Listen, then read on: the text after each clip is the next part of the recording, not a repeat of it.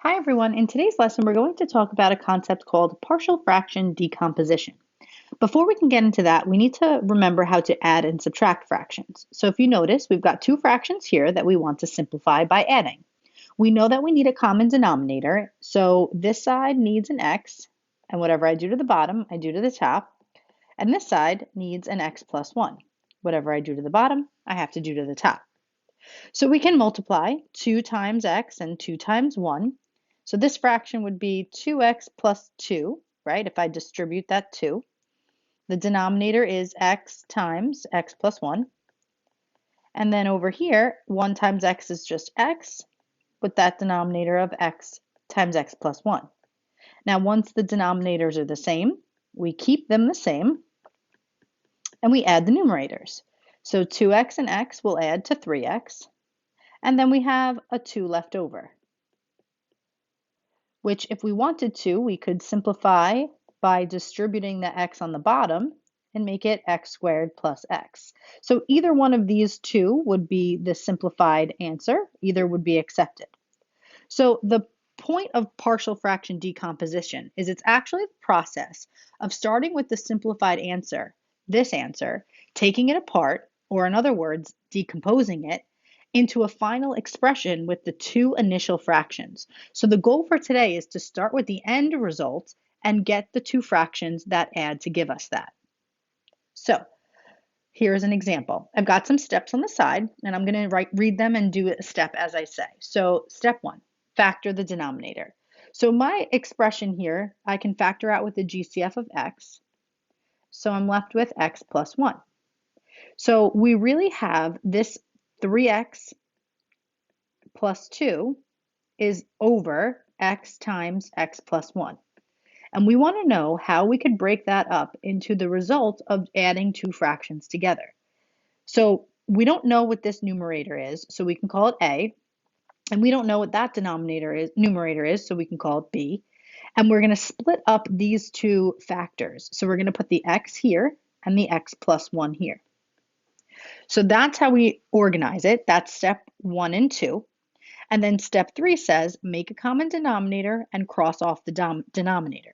What that means is solve this like a normal rational equation. The way we solved rational equations was make a common denominator and then cross off the bottom. So this needs an x, this needs an x plus 1, and now every single piece has the same denominator. So how we solve that is we cross off the bottom and we set the tops equal.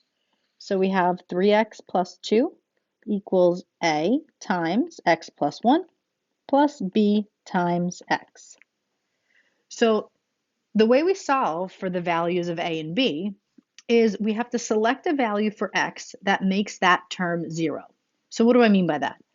So in this scenario here with b times x, do you agree that if x was 0, b times 0 would be 0 and this term would no longer be here? And then I could just solve for a? That's what we're trying to do.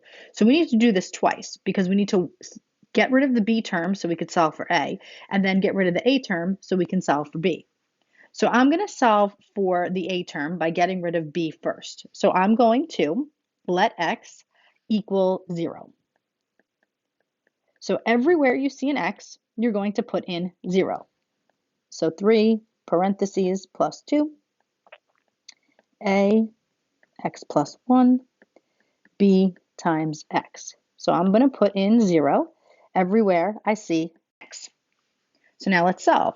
3 times 0 over here is 0, plus 2 is 2. Here, 0 plus 1 is 1 times a, so you can just write a times 1, plus b times 0 is 0.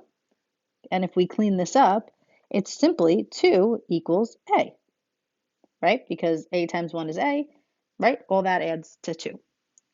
Okay, so next, I need to pick another variable now so that I could wipe this term out. So just for purposes of understanding, I'm going to rewrite this.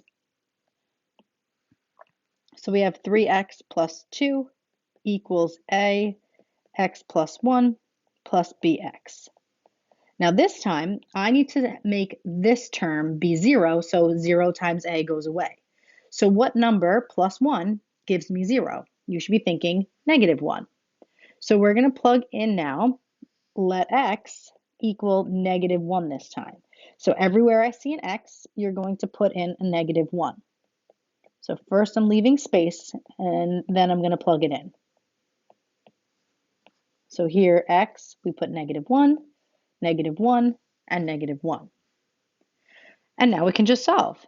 3 times -1 is -3, plus 2 equals a.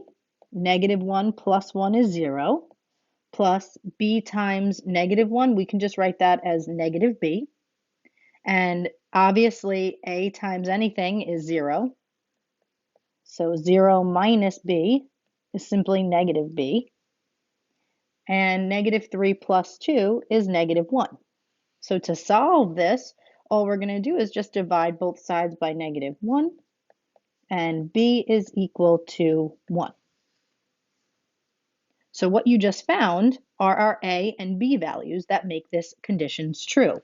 So this value for a is going to go in this spot for a, and this value for b is going to go in this spot for b with the original denominators. So the original denominators were x and x plus 1. So that's our final answer.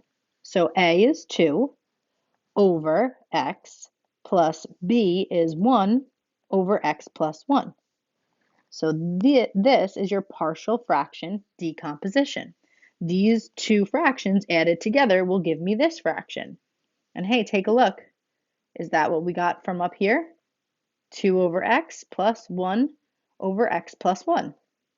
So, same thing. Okay, what I would love for everybody to do right now is try to see if you can follow steps 1 through 5 here on the right and do number 2 for homework. And we will start class tomorrow by going over this one. All right, that's it for today.